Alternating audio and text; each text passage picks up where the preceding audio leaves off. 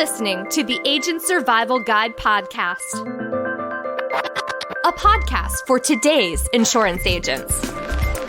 Informing, educating, empowering, improving the way you do business in an industry that's anything but static. In today's episode, closing the sale can be difficult, especially for beginner insurance agents. You want to come across as confident and knowledgeable, but not pushy like a stereotypical car salesperson. Knowing how to utilize effective insurance sales closing techniques can help you strike the right balance and secure more clients and commissions. Picture this. You've made your pitch. Now to see if it's a hit or a miss. So would you like to sign up for this plan? You ask. Your client's eyes shift. No, not today, they respond as they push their chair back. Maybe there was a better way to seal the deal, you think. And you'd be right to think that. There are many ways to make a strong pitch to close on a sale. We'll explore the many techniques in 4 Effective Techniques for Closing Insurance Sales, written by Isabel Vitale. Before we dive into specific sales techniques to close the deal, let's talk about the foundation you need to build first before you try to sell a policy. Ever wonder why that stereotypical car salesperson gets a bad rap? It's because they don't have the time to build up a foundation of a relationship first. Of course, you want to sell insurance policies. That's your job and way of making a living. But that job becomes a lot easier, more natural, meaningful, and fruitful if you form relationships with your clients before asking them to sign on the dotted line. To effectively close a sale, your relationship must be built on 3 pillars: trust, interest, and identification of needs. Let's take a look at trust first. No one wants to buy something from someone they don't trust. Here are some authentic ways to build trust in your relationship with your clients. Keep your facial expressions engaged and positive and your body language open. Ask your clients questions about themselves, like line of work, interests, family, pets. Echo back what they tell you to let them know you are listening. Volunteer information about yourself in return. Building trust goes 2 ways. Provide educational information above and beyond the product you want to sell. Give your clients ample amounts of your time and focus. In subsequent conversations, ask follow-up and check-in questions about what they previously told you. For example, how'd your grandson's baseball game turn out? Follow up with clients a month after enrollment. Perform annual reviews, and provide extra value throughout your relationship with a newsletter or classes on ancillary products. Although building trust takes time, your client's brain is wired to make a snap judgment about your trustworthiness. Set yourself up for long-term trust by encouraging a positive first impression. Now that trust has been built, let's move on to interest. This might seem obvious, but make sure your client is interested in what you're presenting before you present it. If you're selling Medicare products and your client has filled out a scope of appointment, or SOA for short, they've scheduled an appointment with you, you can safely assume that they're interested in learning more about their Medicare options. But which options? That's where a mini pitch can come in handy. When first speaking with a lead, gauge their interest on Medicare supplements, Medicare Advantage, and Part D plans by giving brief descriptions and asking which products appeal to them the most. If they fill out an SOA, it should be easy to see what products they're interested in learning more about and which they're not. If you're selling other types of insurance products, be sure to go through their different product options and ask about their interest level in each. Your client will appreciate you taking the time to find out their interests and preferences instead of bulldozing them with plan presentations that they don't really want to hear. Identify the needs of your client. While you're listening for your client's interests and preferences, go deep on discovering what your client needs out of their insurance. Living on a fixed income? Perhaps the predictability of a MedSup premium and lower out-of-pocket costs would be the best fit. What about a fixed income, but they have a little emergency fund saved? Then perhaps the lower premiums of a Medicare Advantage plan would be appealing. Sometimes you have to go on a fact-finding mission to learn what your clients really need, especially if they're unsure of their options or not sure of what they need themselves. Introduce your fact-finding with something like, "I'd like to ask you some questions to determine what you need out of your health plan." Then, ask questions about their financial situation, health conditions, providers, frequency of doctor's visits, past hospital stays, prescription drugs, how often they travel out of state, and so on. And listen closely to the answers and take notes.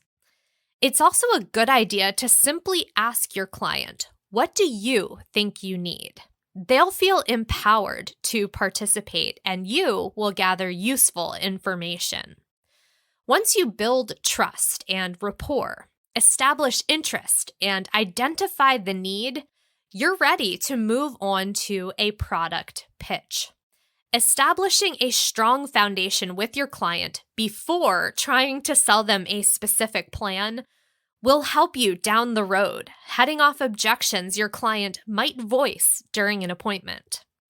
Remember, confidence is key. To be an effective insurance salesperson, you'll want to foster a certain quality in yourself, and that is confidence. Sit up straight, make eye contact, and smile. Speak in a clear, measured voice. There's a fine line between confidence and arrogance, though, and that's why building the foundation, that step that we just described, is so essential.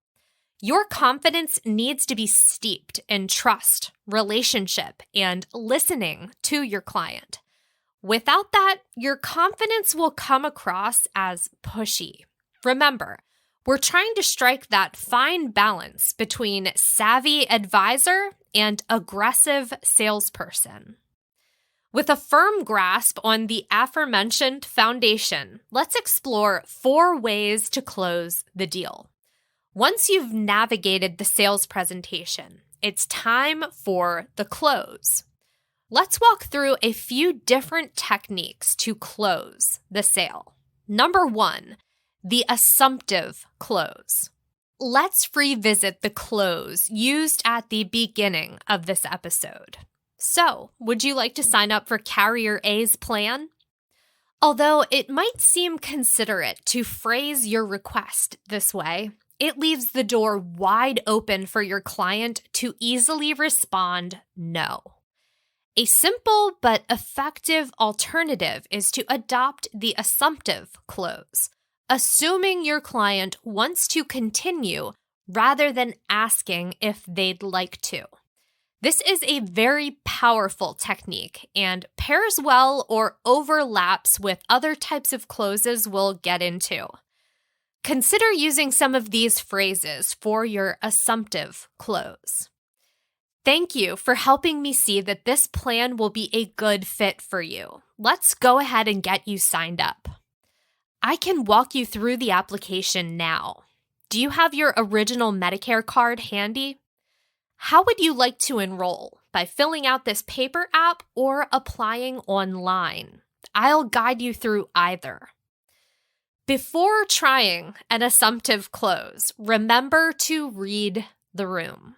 If your client is asking questions or saying things that lead you to believe they really aren't interested in this product, avoid this type of close for now and find a different product that resonates. If you gauged their interest well, this shouldn't be an issue. But blazing forward with an assumptive close when your client is giving you clear negative signals will do nothing to help your trustworthiness. Number 2, the modified puppy dog close. A popular technique among car dealerships, the classic puppy dog close allows buyers to test out a product before committing to a full purchase. Think car test drives. The company Carvana employs the puppy dog close especially well, delivering the vehicle you're interested in right to your door and giving you 7 full days and up to 400 miles to decide whether you want to complete the purchase. Talk about a test drive. Now, you might be wondering, what's with the puppy dog name? Well, if you take an adorable puppy home over the weekend to test it out, it's likely you'll fall in love with it and want to keep it. While insurance agents can't offer test drives of products the same way a car dealership can, they can employ a modified version of this closing technique, which gives your client the promise of falling in love. Try out some of these options. Once you try this plan, you're going to love it. I'm confident this plan is a good fit for you because of all the extra perks it provides. I'm sure you're excited to test drive that prescription savings plan. But wait, stop the car. Your clients do get a test drive of certain Medicare products, namely Medicare Advantage plans, or MA for short. Don't forget to explain and emphasize the option of the MA trial right to your clients. If you're enrolling them in a Medicare Advantage plan during AEP, also don't forget they could enroll in a different Medicare Advantage plan or return to original Medicare during the MA open enrollment period if they're unhappy. Just make sure you're following all the rules for the MAOEP. Number 3, the alternate choice close.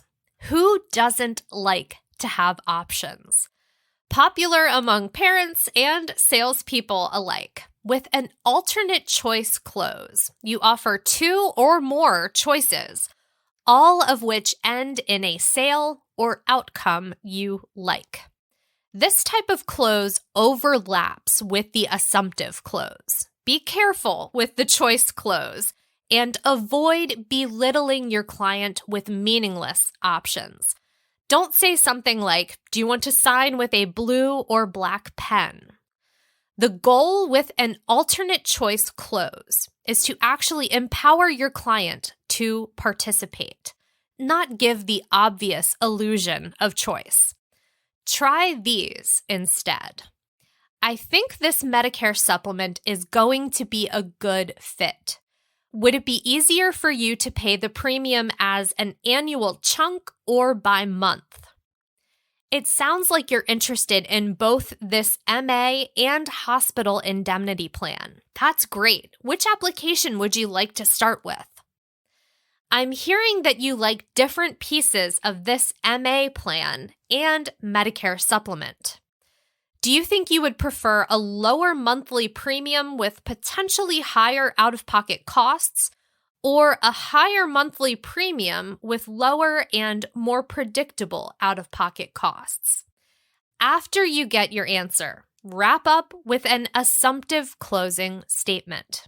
As you can hear, the alternate choice close could offer a range of little to big options. The second example is more about asking a client's preference for something small, like which application to start with. The third example takes more time to consider and is a bigger ask for your client. If you tend to favor the alternate choice close, especially within the same appointment, switch back and forth between the big and little choices so your client doesn't get overwhelmed by a lot of bigger decisions. Number 4, the summary close. The summary close is another closing technique that pairs well with the assumptive close. In a summary close, you succinctly recap the benefits you've discussed and follow up with an assumptive closing statement. Or you could ask for the sale if you're confident your client will say yes. Your client will like the summary close because it demonstrates that you've listened to them, identified their needs, and searched for the best fit. For example, I know your current MA plan caused you a big headache during your last cross-country trip. This Medicare supplement is going to afford you so much more flexibility. You'll be able to visit any doctor that accepts Medicare and have more predictable costs. We can get started on the underwriting process today. I'll walk you through the process. Or this example, paying out of pocket for your eye exams and new glasses was certainly more expensive than you expected. The dental, vision, and hearing benefits of this MA plan are going to help with that so much. Let's get the application started. It will only take about 10 minutes. You had sticker shock during your last hospital stay. This hospital indemnity plan is really going to help you out and bring those out-of-pocket costs way down. Do you have your personal information ready to get started on the application? Now that you've heard about 4 effective closing techniques, you can actually watch them in action. Head over to the text version of this episode for a video of closing examples. And special shout out to Jake McGoy. He's the one you'll see in the video walking you through those different examples. Remember, before you try to sell your client anything, build the foundation of a relationship first by establishing trust, gauging interest, and identifying needs. Then, with your increased confidence in these closing formulas, try out one or more to seal the deal. Pretty soon, you'll be a closing master.